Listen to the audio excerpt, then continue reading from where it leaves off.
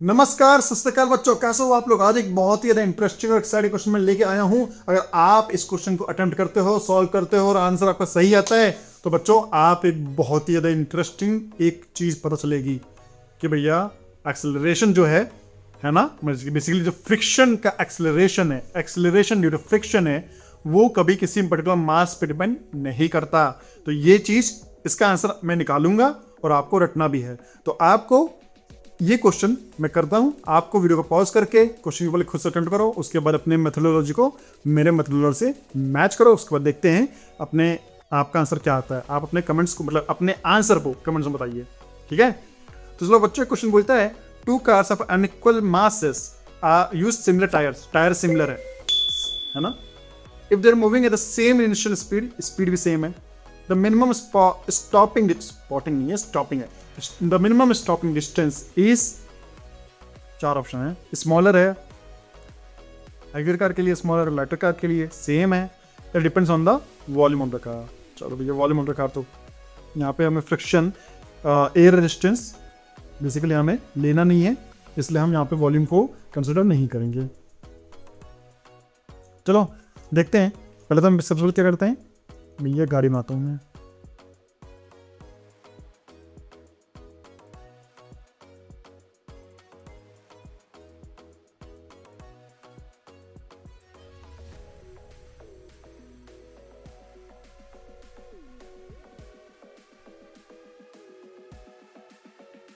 ठीक है,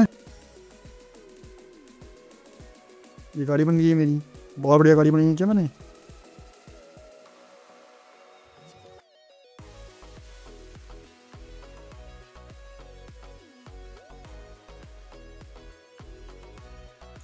समझिए, इसका मास है m और इसका मास थोड़ा ज़्यादा है, m प्लस कैपिटल N, ठीक है।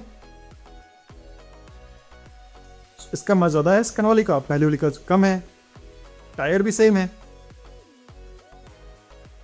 इनिशियल जो वेलोसिटी है वो भी सेम वेलोसिटी से जा रहे हैं, ठीक है। तो बता रहे हैं कि मिनिमम स्टॉपिंग डिस्टेंस, तो बच्चों अगर स्पीड सेम है, मास सेम है, तो ब्रेक लगाया गया है ना। तो ब्रेक लगाने का क्या मतलब है कि भैया जो पहिए हैं वो जस्ट स्किड नहीं कर रहे हैं, है ना, मतलब उस पर जो क्लचेस हैं वो पहिए को ऐसे रोक लेता है। तो उसके मतलब है कि ग्राउंड और पहियों के बीच में, है ना, ग्राउंड और पहियों के बीच में एक तरह का फ्रिक्शन फोर्स डेवलप होता है, ठीक है बच्चों। तो मैं इसको एक बार ऐसे समझाता हूँ कि ये जो व्हील है ना, वो रोटेट नहीं कर रहा है और ये आगे की तरफ जा रहा है। तो बच्चों ग्राउंड के रिस्पेक्ट में ये पर्टिकुलर व्हीकल, ये पर्टिकुलर जो व्हील है वो आगे की तरफ जा रहा है, तो इस पे जो फ्रिक्शन फोर्स है वो पीछे की तरफ लगेगा, ठीक है बच्चों। जो फ्रिक्शन फोर्स है वो पीछे की तरफ लगेगा। तो फ्रिक्शन फोर्स जो है बच्चों वो किस पे डिपेंड करता है, हमें पता है बॉडी मूव कर रही है, तो ये स्टैटिक फ्रिक्शन है, काइनेटिक फ्रिक्शन है, ये है काइनेटिक फ्रिक्शन। तो भैया काइनेटिक फ्रिक्शन है तो ये अपने लिमिटिंग फ्रिक्शन, मतलब जो मैक्सिमम फ्रिक्शन है वो उससे ऊपर है या उसके बराबर है, तो जो कि μmg है। सो जो फ्रिक्शन फोर्स होगा वो इस केस में μmg होगा और इस केस में फ्रिक्शन फोर्स, क्योंकि टायर सेम है तो म्यू भी हम मानेंगे सेम है और रोड भी सेम है, so mu m plus mg हो जाएगा, ठीक है।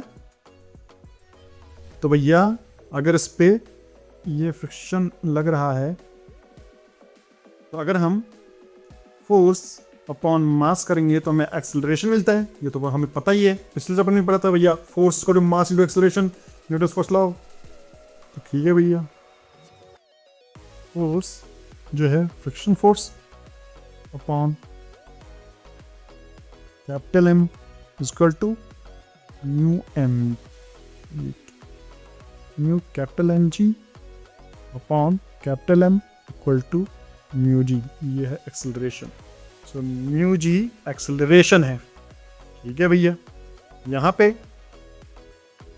फ्रिक्शन अपॉन, यहाँ इस मास है कैपिटल M प्लस n, ये एक्सेलरेशन A, तो यहाँ पे है mu capital M plus M जी अपॉन एम प्लस एम। तो भैया ये भी कट गया है ना, जैसे ये कटा। तो यहाँ पे एक्सेलरेशन क्या हो जाएगा बच्चों, म्यू जी। कि यहाँ भी एक्सेलरेशन म्यू जी है, पहली वाली गाड़ी में भी एक्सेलरेशन म्यू जी है। तो बच्चों इसका मतलब क्या है, तो जो रिटार्डेशन है ना, या एक्सेलरेशन है due to friction, acceleration due to friction वो मास पे डिपेंड नहीं करता। यही तो समझाना चाह रहा हूं मैं आपको कि भैया जो एक्सेलरेशन ड्यू टू फ्रिक्शन है वो मास पे डिपेंड नहीं करता। चाहे आप जितना भी भारी हो या जितना भी कम, या आदमी या कार या कुछ भी, है ना, तो सेम एक्सेलरेशन होता है। और अब भैया अगर एक्सेलरेशन सेम है तो हमें बच्चों S equal to u t minus half, minus लगेगा कि एक्सेलरेशन रिटार्डेशन हो रहा है एक्चुअली, है ना, ए माइनस वेलोसिटी को रोक रहा है इसलिए माइनस लगेगा, हाफ ई टी स्क्वायर, है ना। या फिर ये वाला फॉर्मूला नहीं, ये वाला फॉर्मूला लगाते हैं हम, v square equal to u square minus 2as, है ना। एक्सेलरेशन नेगेटिव लिया है मैंने क्योंकि भैया एक्सेलरेशन वेलोसिटी को रोक रहा है इसलिए नेगेटिव लिया है। यहाँ पे वेलोसिटी, फाइनल वेलोसिटी 0 है, you square minus 2as। So s जो है बच्चों, है ना, s जो है वो क्या है, यू स्क्वायर अपॉन 2a पर डिपेंडेंट है, और एक्सेलरेशन दोनों का कांस्टेंट है, इनिशियल वेलोसिटी दोनों ही कांस्टेंट है। सो स्टॉपिंग डिस्टेंस दोनों का बराबर होगा, ठीक है बच्चों। सो स्टॉपिंग डिस्टेंस दोनों का बराबर होगा। तो आंसर है सेम फॉर बोथ कार्स। तो जिन भी बच्चों ने option c same for both cars किया है वो बच्चों को बहुत ही बढ़िया फ्रिक्शन समझ में आता है, ठीक है बच्चों। क्योंकि एक चीज आप, अगर आपको नहीं भी समझ में आया, मतलब इसके लिए आपको नहीं भी डायरेक्टली आंसर नहीं लगा पाए, तो आप इस क्वेश्चन से ये समझो कि जो भैया जो फ्रिक्शन है, acceleration, basically acceleration due to friction है, फ्रिक्शन के द्वारा जो एक्सेलरेशन है वो कभी भी मास पे, पर्टिकुलर ऑब्जेक्ट के मास पे डिपेंड नहीं करता। बस ये चीज आप रट लो, समझ तो गई हो, चीजों को रट लो, अपने आप आपके जो नेक्स्ट क्वेश्चंस होंगे वो आप यूं सॉल्व कर लोगे। छुटकी तो बजी नहीं बट कोई नहीं, पर ऐसा समझ तो, ठीक है, यूं सॉल्व कर लोगे। तो बच्चों मैं ऑप्शन सी लगा दिया मैंने, अब आप मुझे कमेंट करके बताओ कि आपका आंसर क्या आया। मैं आपको मिलता हूं नए इंटरेस्टिंग और एक्साइटिंग क्वेश्चन के साथ, तब तक के लिए